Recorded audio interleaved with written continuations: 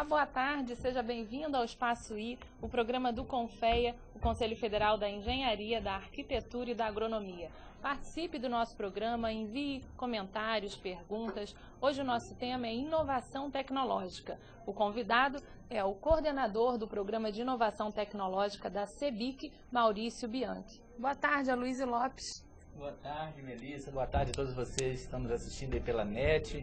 Já quero agradecer aqui ao Diego, ao Enio Padilha, ao Neto, ao Mena Barreto, ao Marcelo Soleric, todo mundo já acompanhando. E já pode também mandar suas perguntas, suas considerações sobre os temas que nós vamos tratar aqui hoje no Espaço I. E para ilustrar hoje o nosso programa, a gente vai exibir uma reportagem sobre o robô Chico Mendes, criado pelos pesquisadores do CENPES, que é o Centro de Pesquisas da Petrobras.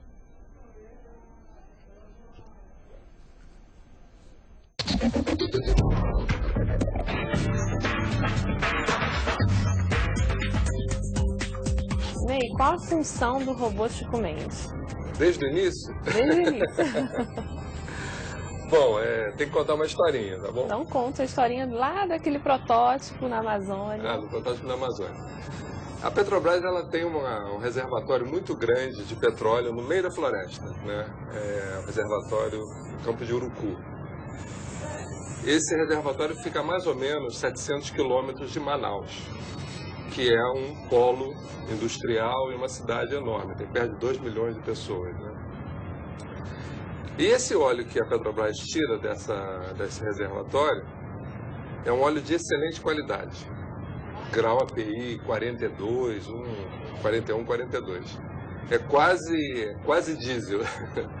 E ele tem associado muito gás. O que a Petrobras vinha fazendo? Ela tirava o petróleo, fazia a separação do gás, pegava a parte, vamos chamar de líquida, e mandava para Manaus via barco. Esse gás era retirado e reinjetado no poço. Quer dizer, a Petrobras estava guardando esse gás para os nossos netos, bisnetos e assim vai, né? Mas com essa demanda de energia, com o Brasil crescendo do jeito que está e a região ali também tendo muito desenvolvimento, resolveu-se fazer um aproveitamento desse gás, não mais injetando no poço. Então a Petrobras propôs fazer um gasoduto que traria esse gás desde Coari até Manaus. Então esse gás chegando a Manaus, ele abasteceria essas termoelétricas e também a sociedade. E isso foi feito. Começou-se a fazer esse gasoduto tem uns 3 anos, mais ou menos. E esse mês agora, novembro, né, de 2009, o gás está chegando a Manaus. Mas como fazer o monitoramento desse gasoduto, que literalmente passa pelo centro da floresta, né? Foi feita uma faixa de interferência desse gasoduto, mas como você faz para monitorar isso? Aí nós propusemos uma série de robôs fixos e móveis que façam essa tarefa, onde o homem não pode chegar. Aí comecei a bolar uma maneira de fazer um veículo, que eu não sabia ainda que ia ser um robô, que conseguisse andar na água, em cima dessa vegetação e também em terra firme.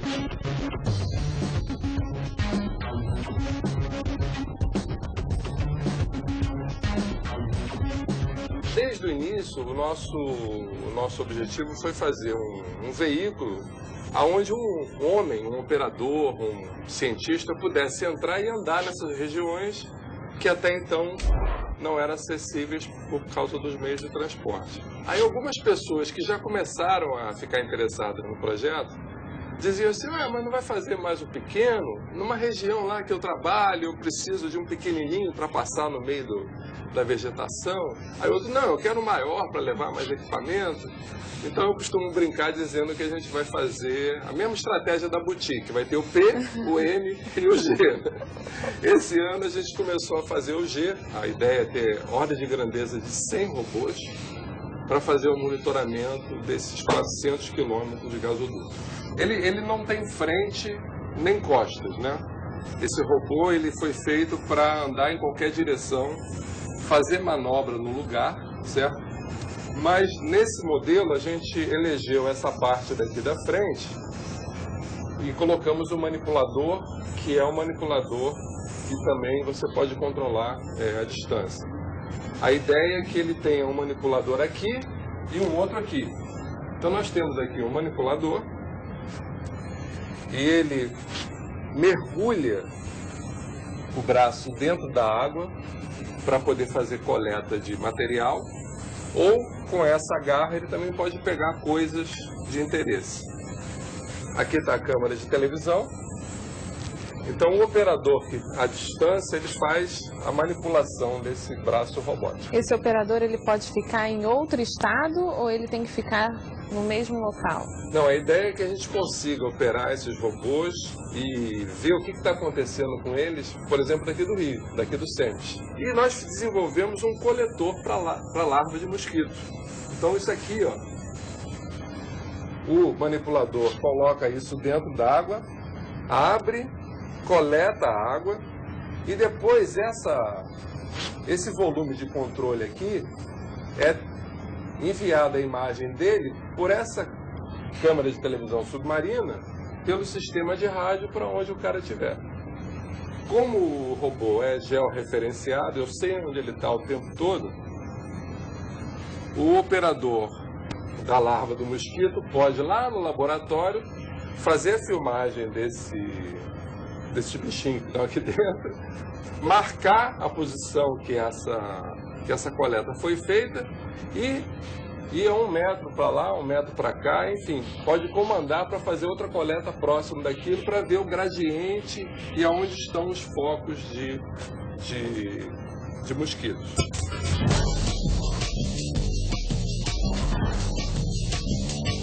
Isso aqui é um sensor que mede parâmetros de água. Ele mede oxigênio dissolvido, salinidade, turbidez, condutividade e pH. Ele mergulha isso aqui dentro da água, faz a análise dessa água, né?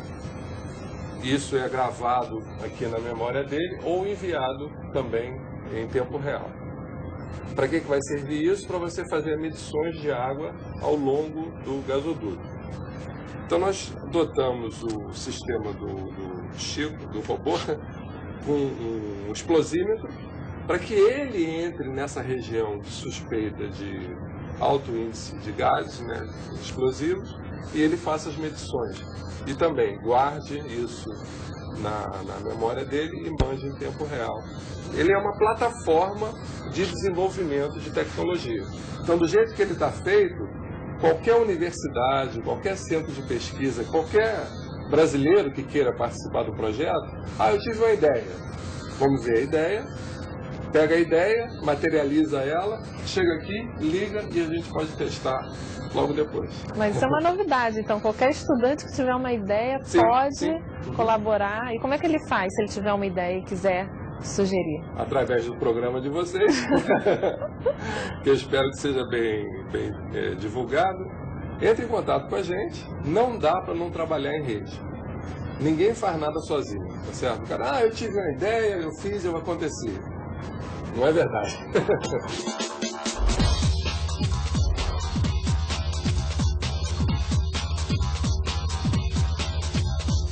Como que o ambiente interno aqui do SEMES propicia a criatividade?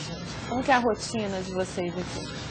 Nós temos aqui dentro o que a gente chama de fórum transverso, que é justamente para fomentar e dar vazão para as pessoas que gostam de deixar a cabeça viajar, né? Enlouquecer, né? Até porque ninguém cria de 9 às 6 da tarde, né? Não tem um horário certo para criatividade, né? Perfeitamente. Você cria tomando chopp, você cria sentado lá no troninho, né? Você está sempre tendo ideias, né? Então, esse formalismo para a inovação é que a gente não concorda muito e a gente tem trabalhado para dar mais flexibilidade para a cabeça dos caras que são sonhadores. Esse robozinho é o pequenininho, tá certo? Ele tem todas as funcionalidades que esse tem. E qual é a nossa ideia? É fazer em torno de 10 a 15 desse protótipo, aqui tem só a parte de arquitetura, e entregar para as universidades, falar assim, meu amigo, tá aqui, ó, esse daqui vai ficar com vocês, e vocês recheiem isso aqui com a tecnologia que vocês quiserem. Imagina que riqueza isso. 10 a 15 disso espalhado pelo Brasil, várias universidades. No final de, sei lá, um ano, por exemplo, seminário do robô ambiental híbrido. Todos vêm mostrar o que os caras fizeram dentro das suas concepções e das suas realidades, tá certo? Como que você vê hoje o incentivo e os investimentos públicos na área de ciência e tecnologia? Melhorou em relação ao passado? Nunca teve tanto dinheiro para se fazer pesquisa no Brasil, né? Acho que nos últimos 5 anos falta gente para gastar, na minha opinião, falta gente para gastar todo o dinheiro que está disponível para fazer pesquisa. E agora a gente vai falar sobre inovação na construção. Maurício, qual o papel da Câmara Brasileira da Indústria da Construção e como funciona o projeto de inovação? Boa tarde a todos. Tenho muito prazer de estar aqui reunido com vocês, representando a CELIC nesse projeto de inovação tecnológica. A Câmara Brasileira, por reunir grande parte dos sindicatos, ela tem a finalidade de levantar a demanda técnica e tecnológica do país no âmbito deste programa e criar uma maneira de permear isso para esse universo de empresas. Um universo de empresas que, não para as grandes empresas, ele é um projeto extremamente diversificado, porque ele envolve a cadeia produtiva como um todo, daquele que fabrica o insumo, daquele que aplica o insumo e daquele que projeta o insumo. E o mesmo vale para serviços. O projeto de inovação ele é interessante porque ele meio que fez um mapeamento do programa no Brasil, mapeou através dos Sinduscons, das empresas, o que estava sendo executado para poder ter um status, né? E criar dentro desse status uma demanda de curto, de médio e de longo prazo. A demanda de curto prazo, de médio prazo e de longo prazo, que vão desde aquilo que nós estamos fazendo hoje até a universidade, a formação do aluno, vão fazer com que o Brasil consiga vencer em prazos mais curtos, sem comprometer a qualidade e a durabilidade dos produtos, que hoje é uma palavra que a gente fala tanto, né? Desempenho. Né? Desempenho, ele une a sua expectativa e a vida útil do produto, e fazer com que o Brasil realmente mude de patamar, para que nós possamos ter um patamar um pouco mais, eu diria que com a visibilidade que o Brasil merece. Agora, Maurício, poderia falar um pouco para a gente sobre as vantagens da inovação? É claro que quando se fala assim do desenvolvimento de um novo produto, nós estamos falando possivelmente em economia de recursos, né? Uma obra pode ficar mais barata, pode ficar mais segura, pode ficar mais confortável também, né? Eu vi uma discussão recente da ABNT sobre normas de desempenho nas construções, que tem a ver com ventilação, né, dentro do imóvel, iluminação. Então, inovação é tudo isso que eu falei, pode beneficiar as pessoas, o empresário, o investidor, a sociedade como um todo. Luiz, tua pergunta é completa e vou tentar me estruturar para dar a minha opinião sobre o prisma do projeto. O inovar não é inventar algo diferente. Muitas vezes inovar é você fazer a mesma coisa de uma forma mais simples. Senão nós ficamos esperando que nasçam Einsteins da vida, né? Inventores da lâmpada e do rádio, que saudade que a gente tem desse pessoal, né? Porque faz tempo que não aparece alguém inventando uma coisa assim, né? Mas o inovar, ele é algo que pode trazer para o usuário final um conforto. Ele pode respeitar, sim, aspectos de iluminação e aspectos que a gente até então não tinha no nosso país, conforto térmico. Nós estamos tendo inversões climáticas, o frio é mais frio e o calor é mais calor. Então, começa a vir pela necessidade, então, de fundir todos esses conceitos. Quando você faz, onde é o espaço que você encontra para fundir os conceitos? Dentro dos projetos. Nós usamos um termo que ele é fácil de entender. Quando você faz uma adaptação fora do projeto, é uma autópsia. Olha, eu tenho que agora fazer com que essa parede que está quente, ela fique fria. já está quente, já está feito. Então, o custo é mais alto e a solução é um remendo. Quando você entende o que aconteceu lá, a montante do problema, e coloca dentro de um projeto, você tem condições de fazer eficiência e com custos menores. Porque, só para completar, fazer bem feito e fazer mal feito, a diferença de custo é muito pequena. E o projeto de inovação tecnológica visa da educação de quem projeta à educação de quem aplica. Pelo que você está falando aí, então existe uma diferença entre criatividade e inovação. Melissa, é perfeito. Criatividade e inovação.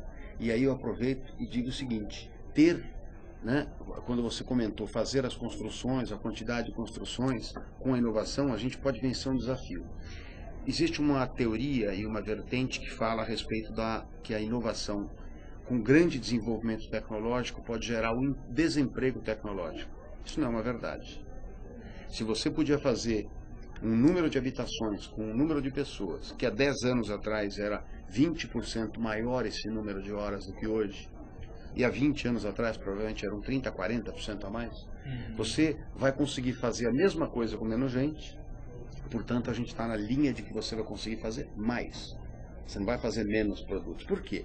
À medida que você vai fazendo com menos gente, mais produtos, o custo tem um reflexo nesta cadeia. E você, com isso, entra eu diria que num vai e vem de vantagens e, entre aspas, desvantagens sob o prisma de alguns, porque a hora que você mecaniza, tem sempre as vertentes que diz, puxa, você mecanizar demais a construção, você, num país em que tem uma demanda e tem uma mão de obra disponível muito grande, não qualificada, que é o próximo passo, que é o problema seríssimo da inovação, atrás da inovação, nós necessitamos de um conjunto de ações para poder qualificar, para poder capacitar.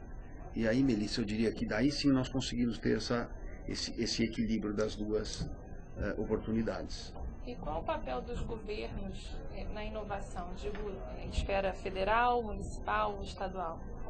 Melissa, nós dentro do programa, nós enxergando essa necessidade de interagir com os governos, nas 3 esferas, nós criamos um grupo que cuidasse da desoneração de tributos. É muito fácil falar, vamos abaixar imposto, não é esse o intuito. O intuito é não ter imposto naquilo que não precisa, e com isso nós vamos fomentar o consumo de tal maneira que nós vamos aumentar a arrecadação. Mas essa mudança aí vai abaixar também o preço do produto final, né, para o consumidor. Se eu diminuo a carga tributária, eu vou ter moradias, por exemplo, com preços melhores no mercado. Matematicamente, é perfeita a sua colocação, Aloysio, e eu espero que isso aconteça. Eu, inclusive, acho que o RET, que é aquele regime especial de tributação para os produtos de baixa renda, que ele se estenda de uma maneira a ponto de criar competitividade, sim, nesse aspecto, e sem a preocupação de que estas concessões, entre aspas, de queda virtual de arrecadação, não tragam benefício na outra ponta, trazem sim. É que a gente dificilmente vê nesse país caírem impostos e ter reflexo nos produtos, mas a gente faz questão de frisar que a gente torce por isso. Tem um comentário aqui do N. Padilha. Entre fazer bem feito e fazer mal feito, a diferença é mínima. Palmas para o entrevistado. Concordou aí com seu argumento. Obrigado. Agora, me lembrei agora, nós conversamos sobre iluminação, né, dentro dos ambientes aí residenciais. Quando o governo lançou o programa Minha Casa Minha Vida, fez-se muita propaganda da possibilidade de utilização de energia solar nessas moradias populares. E aí, quando falamos também do custo, né, da inovação, é um sonho ainda, não? Usar energia solar em casas de baixo custo? Ela é um sonho. Nós fizemos... É muito caro, né? Muito caro. E ainda a célula fotovoltaica para utilizar com motores, por exemplo, é mais cara ainda. É uma pena que não haja subsídio suficiente para fazer isso uma verdade, porque é aquela economiazinha do tostão que depois ela se transforma no milhão. O sistema ele é ainda um sistema muito distante do retorno de curto prazo, de médio prazo. Ele ainda figura nas tecnologias e não é uma inovação, mas digo, seria uma inovação utilizá-lo na baixa renda, mas é para longo prazo ainda. Espero que o governo acorde para isso. Vou só corrigir o comentário aqui do Enio Padilha. Entre fazer bem feito e fazer mal feito, a diferença de preço é mínima. Quer dizer que vale a pena investir em inovação, né? Investir em bons produtos. Vale a pena, e eu me refiro inclusive também de uma maneira muito simplista. Quando você tem uma construção de baixa qualidade, para você ter uma construção de boa qualidade, e se você tem tudo isso previsto, a diferença não é tão grande não, porque como não existe cimento para pobre, nem aço para pobre, e as fundações têm que estar respeitando as normas brasileiras, as estruturas normas brasileiras, o espectro de economia final para determinadas coisas são produtos que o pessoal coloca como acabamento. E o acabamento, se você fizer de maneira correta, respeitando as normas, as juntas e tal, você acaba tendo um produto cujas diferenças não são tão grandes como se você o fizesse de maneira mal feita. Quando você fala em inovação, você está se referindo também à gestão de obras, e eu vou dar um exemplo prático. Em pequenas e grandes obras, é comum encontrar assim, desperdício de material, sobra de material. Evidentemente que os empresários devem estar preocupados com isso há mais tempo, buscando reduzir esse desperdício. Isso é prejuízo, né? Inovação pressupõe isso também, mudar essa gestão? Eu acho que a inovação, a sustentabilidade tem que estar caminhando de mãos dadas. Criar uma tecnologia hoje, como você colocou, Luiz, até antes de nós iniciarmos o programa, estávamos conversando sobre isso, você iniciar um processo e reestruturá-lo de maneira a dizer isso é uma inovação e ele tem um desperdício grande, você está criando aí um cenário não muito convidativo. Então, atrelado a isso, está a economia, sim. Então, os elementos pré-moldados, as fachadas pré-moldadas, as lajes pré-moldadas, todos os elementos que vão muita água no dia a dia dentro da construção, do processo construtivo, eles têm que ser administrados de uma maneira perdas industriais. E no dia a dia, no campo, então o gesso, os solventes, essa coisa, precisa ser administrado o resíduo também, para que ele possa ser reutilizado eventualmente. Você estava falando exatamente isso. O Brasil tem boas ideias, mas o problema é a falta de gestão das empresas. Melissa, eu até esqueci de quando a Luísa colocou da gestão. Realmente, uma empresa sem gestão fica com a ideia vagando e ela não se transforma em realidade. Então a gente precisa ter a ideia e muita gestão para ser perseverante e fazer com que essa ideia vingue, no português simplista, né? Agora a gente vai fazer um giro pelos CREAs. O CREA Mato Grosso mandou notícias aqui para o nosso programa.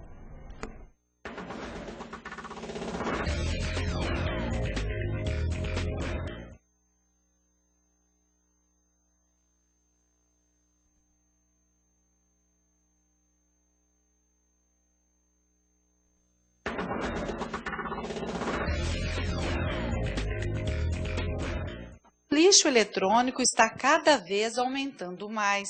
Nesta loja de consertos de computadores e impressoras, o volume é bem grande. Eles chegam até aqui para serem consertados ou até mesmo como doação. Desse montante, 30% a 40% voltam para o mercado de trabalho. O restante, lixo ou reciclagem. De acordo com o gerente dessa loja, a opção reciclagem é a mais viável, mas não tem muito valor comercial, já que os materiais contidos nesses computadores não causam grandes impactos financeiros. A reciclagem do lixo eletrônico, ela é muito trabalhosa para você conseguir para você conseguir tirar dinheiro. As reciclagens, de modo geral, elas têm um dinheiro fácil, uma latinha de alumínio, é uma garrafa PET, é relativamente fácil. A eletrônica não, você tem que desmanchar um punhado de equipamento e ali dentro tem 10% de material nobre e 90% de material pobre. Vai depender basicamente do governo, de alguém montar indústrias que trabalhem esse material, aí sim poderá acontecer. Mas se for depender do privado, as pessoas de repente começarem a adorar reciclar monitor, eu acho muito difícil isso acontecer. Vai depender de cada tipo de equipamento. Geralmente, em torno de 90%, o conserto é garantido. Acontece, às vezes, de algumas marcas, principalmente, não dar conserto.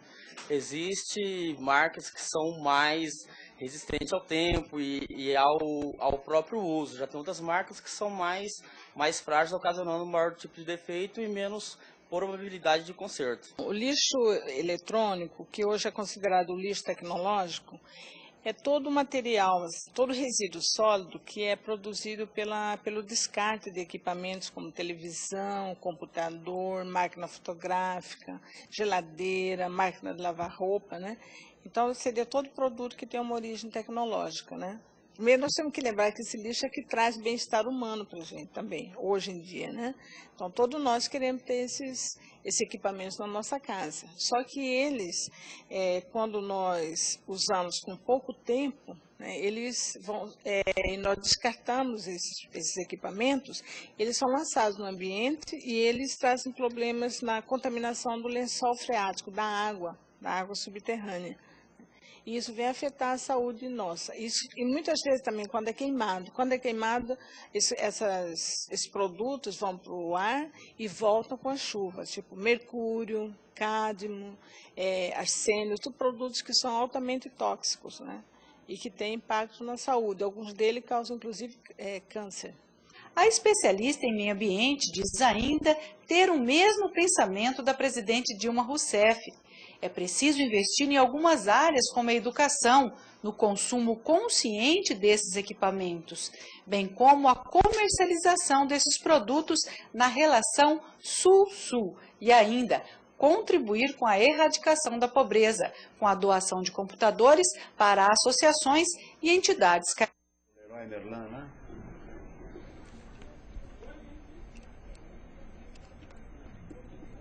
E agora uma informação do CREA-RJ, será inaugurada uma inspetoria em Campos dos Goitacazes, que na verdade é um posto de atendimento aos profissionais e às empresas, agora nesta quinta-feira, dia 17 de fevereiro, às 5h30 da tarde. O endereço é Rua Salvador Correia 68, Centro de Campos. A gente vai fazer um pequeno intervalo, fique ligado no Espaço I.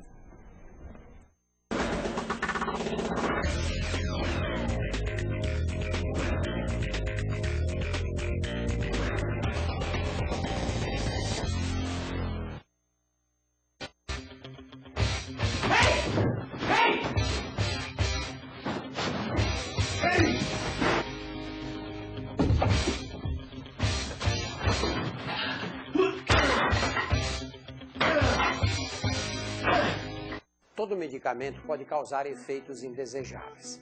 As tarjas preta e vermelha são advertências em relação aos riscos do uso e restrições para a venda. Os de tarja preta são aqueles de venda controlada. A prescrição médica fica retida na drogaria. Nos de tarja vermelha, a receita precisa ser apresentada. Antes de tomar qualquer medicamento, procure um médico ou a orientação de um farmacêutico.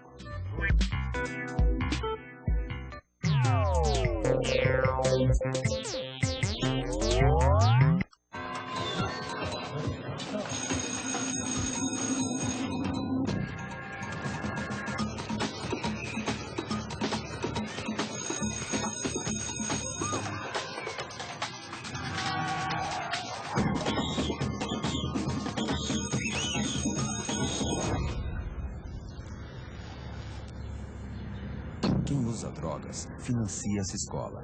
Prepare-se. Logo um recém-formado cruza com você.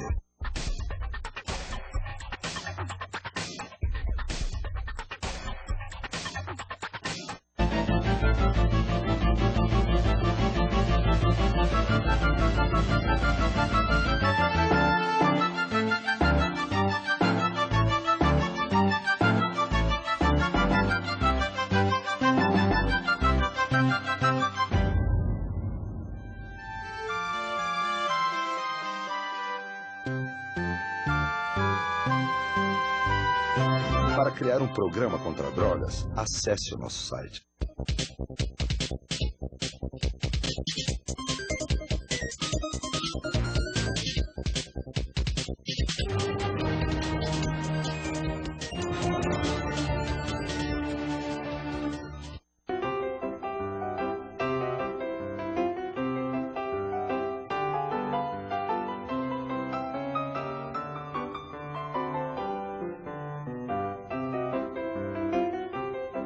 Há muito tempo a publicidade faz tudo para nos convencer que os medicamentos anunciados vão mesmo resolver todos os nossos problemas.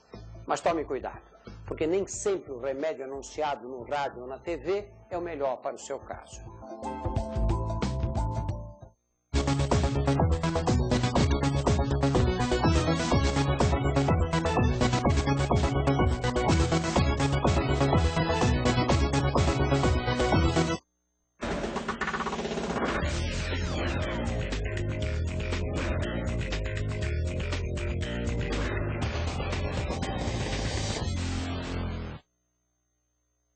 Olá, estamos de volta ao Espaço I, hoje falando sobre inovação tecnológica. Maurício Bianchi tem um recado para a Caixa Econômica. Boa tarde novamente, nós estávamos conversando um pouco aqui e qual é a maneira mais simples que nós teríamos de inserir dentro de alguns projetos a qualidade, a durabilidade, o desempenho, a inovação.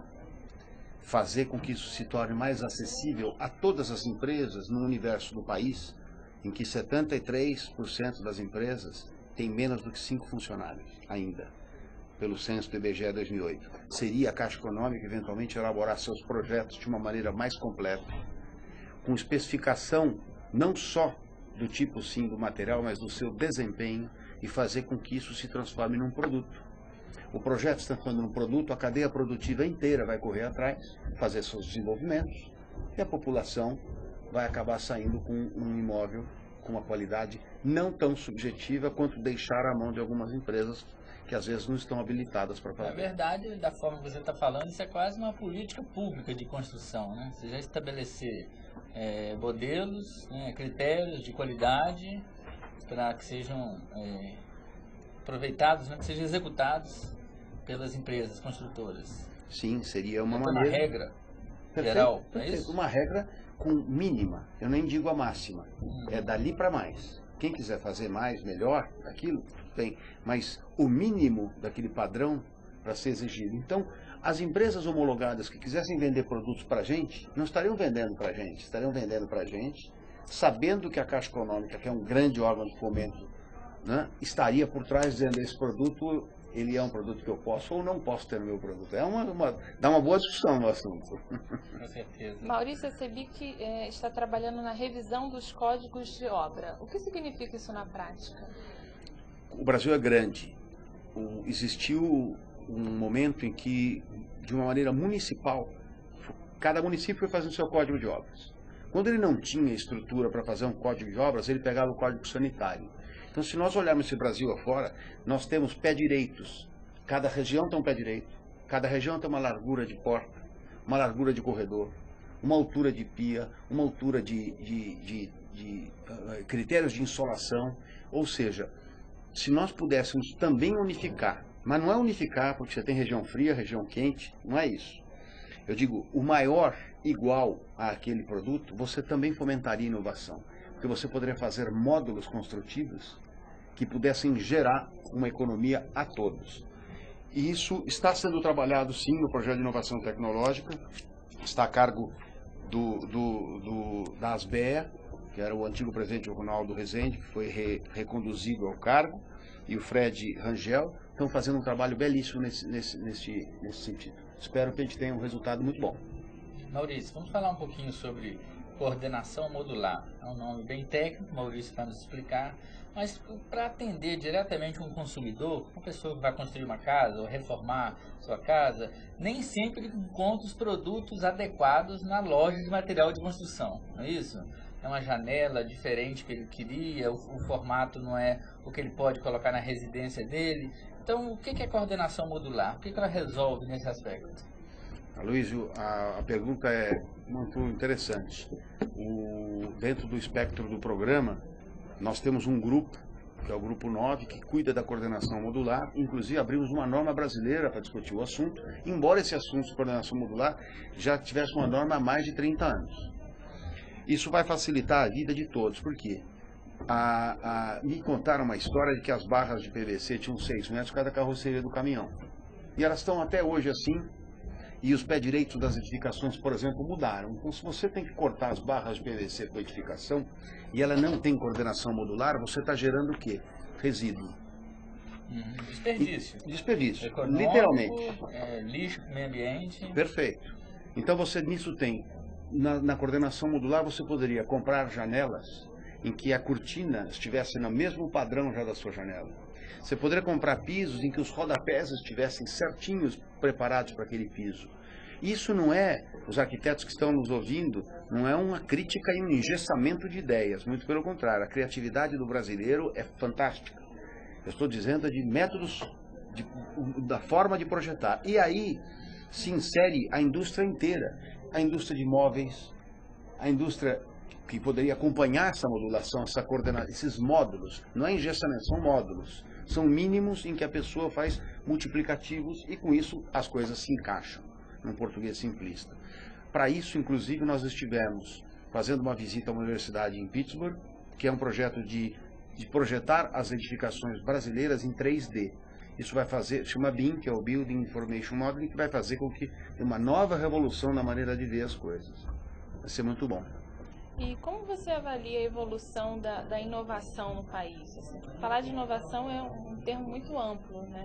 Melhoria de processos, de produtos, enfim. Como você avalia isso? O Brasil está conseguindo? Ainda falta muito? De 95 para cá eu tenho acompanhado bastante o assunto. Inclusive viajado bastante ao exterior. São já quase 20 missões técnicas para fora para fazer um paralelo. O Brasil, nos últimos 15 anos, evoluiu tremendamente. Não há por que se envergonhar. Nós temos que ter muito orgulho do que nós somos, muito orgulho do que a gente faz. Poucos são aqueles que sabem quão competente nós somos. O que nos falta é programa de médio prazo, financiamento, em que a gente consiga saber que o mercado vai estar ascendente, não precisa estar com 10%, 15% para baixo no dia seguinte. Ascendente para que a gente possa fazer um planejamento de médio prazo. Isto tudo somado faz com que a gente tenha um cenário hoje super desafiador. Eu acho que a gente só não tem mais inovação hoje porque a gente não tinha recursos. O governo tem sinalizado para liberar recursos. Em algumas horas os recursos ficam que nem alma. Todo mundo sabe que tem, mas ninguém vê, né? Mas a gente espera que se materialize esse recurso de uma maneira fácil da gente pegar para fazer a inovação. E não ser privilégio de poucas grandes empresas. Para ser empresas menores que possam se desenvolver. Aí nós vamos democraticamente estar fazendo Para essas empresas menores, para desenvolverem inovação, com certeza precisam se associar a outros agentes, né? A própria universidade, né? Escolas, entre elas mesmo, podem se consorciar para desenvolver projetos. Tem experiência nesse sentido no Brasil? O Brasil tem sim. Algumas universidades, eu não conheço todas as universidades, mas algumas universidades que nós nos relacionamos criaram muitos cursos profissionalizantes e e complementos de formação corporativos.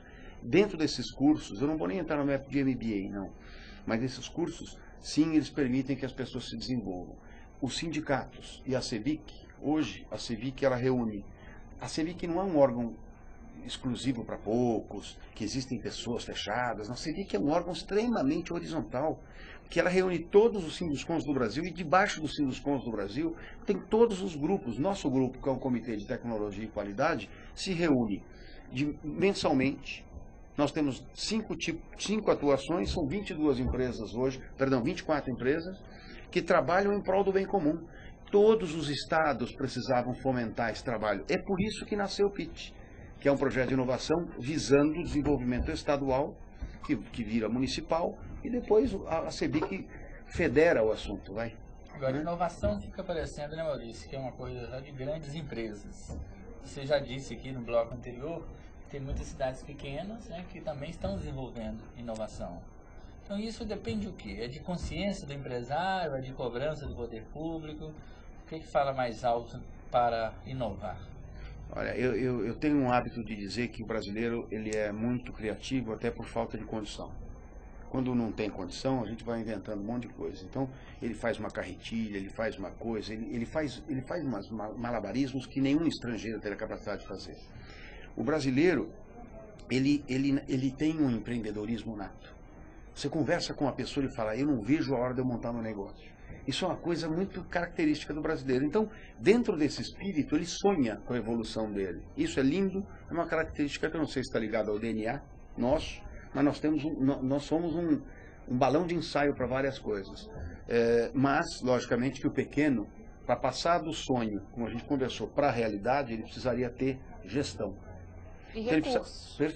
Perfeito, exatamente. E recursos.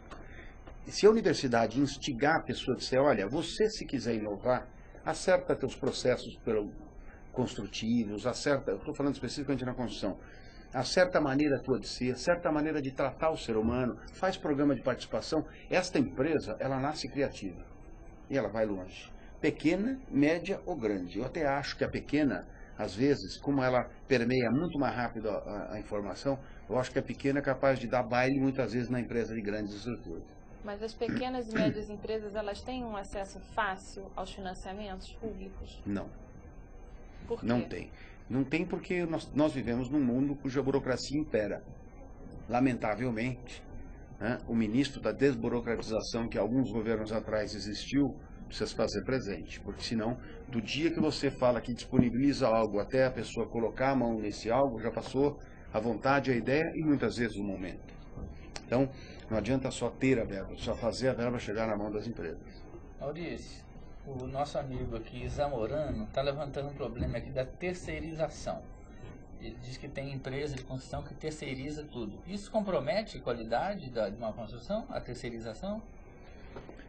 Eu não sou contra a terceirização, embora eu tenha uma veia pessoal minha de verticalização, desde que iniciei há 30 anos atrás um trabalho de construção. Porque eu acho que você, conhecendo as pessoas, conhecendo os processos, você se desenvolve mais do que você treinar um terceirizado e ele muda, os seus funcionários mudam e você acaba não conhecendo o funcionário do terceirizado. Então era uma visão que eu tinha da construção. À medida que o processo construtivo vá se industrializando, eu não vejo problema nenhum para terceirizar, porque ele vira uma commodity e uma montagem. Commodity e montagem não demanda tanto problema. Como ainda na construção, nos próximos seguramente 10 ou 20 anos, nós vamos ter ainda muito processo construtivo, que eu diria que feito bloco sobre bloco, tijolo sobre tijolo, a terceirização ela precisa ser cautelosa. Então a pessoa precisa ter uma relação com o terceirizado, de cobrá-lo, como ele administra a empresa, se ele paga seus tributos, se ele paga seus impostos direito, como ele tem tratado os seus funcionários. Aí sim eu creio numa relação do terceirizado. E se ele qualifica também os seus empregados, né? Atualizando conhecimento, treinando melhor, né? Com relação à qualificação, eu tenho uma vertente polêmica. Eu acho que o empresário recolhe os impostos para o SESI, para o SENAI, para a SESC e outros mais. Ele está fazendo sua parte. Eu acho que caberia ao governo federal, estadual, municipal fomentar mais do que está fomentando para capacitar. E não adianta falar em capacitar e treinar as pessoas na hora que nós estamos no boom de trabalho, que está todo mundo querendo trabalhar. Tem que aproveitar também nos momentos em que tem muita gente desempregada e a economia está andando de lado, como dizem alguns. Assim, esse é o momento oportuno para você formar bases. Agora, realmente, treinar e capacitar nas pequenas e médias empresas para os processos da empresa é fundamental. Então, cada empresa tem uma característica, então você também precisa treiná-los. Mas digo, responsabilidade social com relação a inserir, fazer a inclusão social de um cortador de cana no mercado da construção civil é fundamental e, na minha opinião, o governo tem que se fazer presente. Do contrário, vão aumentar os acidentes do trabalho muito, porque é um ambiente que demanda um certo conhecimento cautelado, né? E depois acaba até passando a responsabilidade para o empresário, quando isso não é uma verdade, né? Maurício, é fácil identificar um funcionário empreendedor, criativo, com potencial para ajudar a empresa a inovar? Geralmente ele é feliz. Geralmente ele é uma pessoa que está sempre questionando aquilo que passam para ele. Ele tem uma característica questionadora. Nós achamos que, aí eu poderia dar um exemplo empresarial, nós fomentamos com campanhas o tempo todo. E tem muitas empresas que fazem isso. Então nós temos, por exemplo, campanha do escultor de obra. Vocês precisam ver que coisa linda, cada trabalho que aparece. Você fala, nós temos artistas aqui dentro. O fato dele não saber ler e não saber escrever, às vezes, não significa que ele não tem inteligência, que ele não tem preparo para se desenvolver. Então, este fomento para todo esse pessoal vai fazer seguramente com que nós possamos descobrir mais rapidamente quem são os talentosos. E aqueles que não são talentosos por característica pessoal, mas que tem um talento enrustido, às vezes você também consegue fazer. Como? Treinando, fazendo com que ele estude alguma coisa. Não me esqueço de um depoimento de uma pessoa em que agradeceu à empresa, que ia para casa com ônibus por causa da cor. E ele passou, por causa de um programa de alfabetização, ele passou aí podendo ler o que estava lá. Este foi um dos que se desenvolveu muito. Ele tinha um conhecimento dele, que ele não tinha como capitalizar aquilo e transformava assim em agressividade. E agora eu estou dando uma aqui de psicólogo. A pessoa era inteligente, capaz, não conseguia pôr para fora, então ele ficava uma pessoa retraída e por trás disso vinham outras reações. Portanto, trabalhar na construção é muito bom, é rentável, é uma coisa que as pessoas têm que se orgulhar e tem muito campo para crescer, tem muita ideia. Aloysio, vamos chamar o quadro de utilidade pública? Vamos lá. Aliás, tem gente perguntando se tem dicas de curso para o mês de março. O que nós vamos ter aí? Tem várias dicas. Vamos ver o que a nossa produção preparou para você.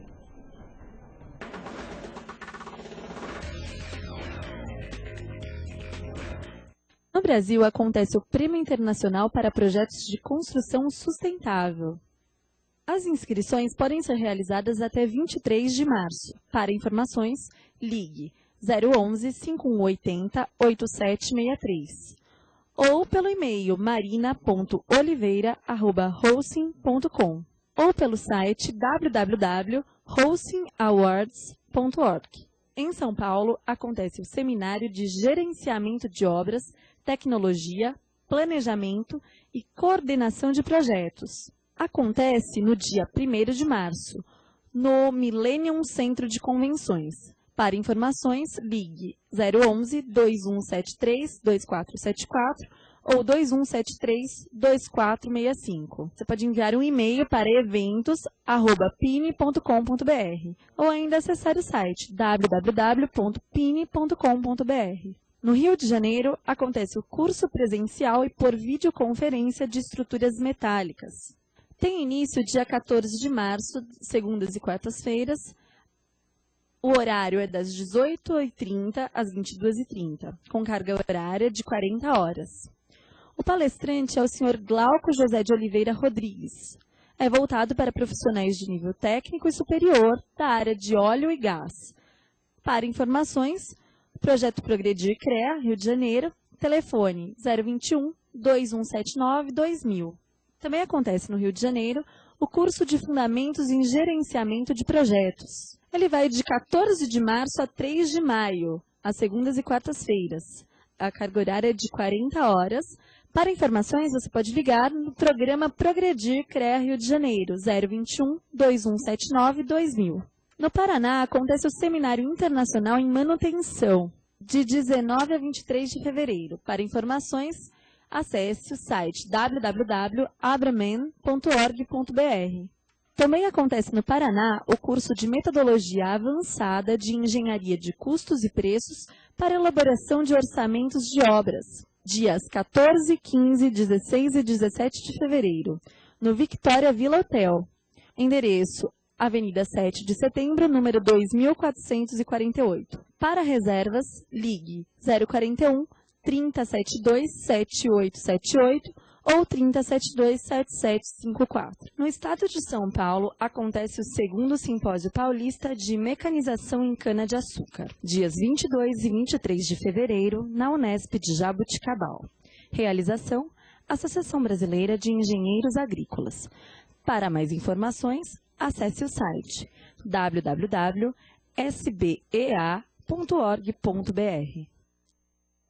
Aloysio Lopes.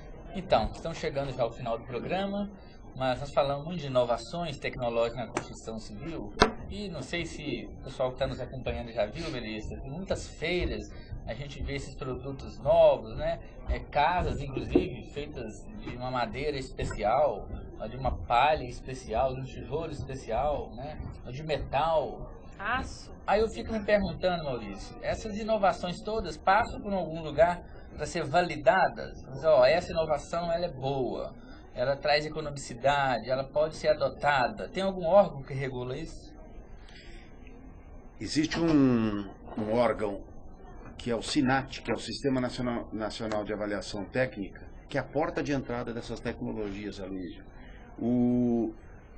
Por exemplo, hoje está em análise no SINAT uma metodologia de construção com wood frame, que seria madeira, a casa estruturada em madeira. Como passou a casa estruturada com gesso, como passou a casa estruturada com estrutura metálica, como passou as casas em parede de concreto. E cabe a esse órgão fazer uma gestão, e uma gestão não para dizer se o negócio é bom ou não, mas sim ajustá-lo às normas brasileiras e às necessidades brasileiras. Então, é uma porta de entrada muito interessante que deve ser mais utilizada por aquele que tem suas boas ideias. Aloysio? Pois é, nosso telespectador elogiando a voz da Karine, viu, Karine? Mas falou que você está disfarçando seu sotaque baririense. É isso aí, Melissa. Acho que foi muito bom o programa hoje, discussão de inovação tecnológica, né? Vai longe a discussão. Poderemos trazer novamente aqui outras oportunidades. Lembrando que semana que vem já começa o encontro de liderança. Ah, justamente. Na próxima segunda-feira, inclusive, eu não estarei aqui com a Melissa, mas estarei lá em Brasília e nós vamos fazer uma entrevista ao vivo com convidados que vão estar participando do encontro de lideranças do Sistema Confeia-CREA. E a gente fica por aqui. Até a próxima segunda-feira, às 2 horas da tarde.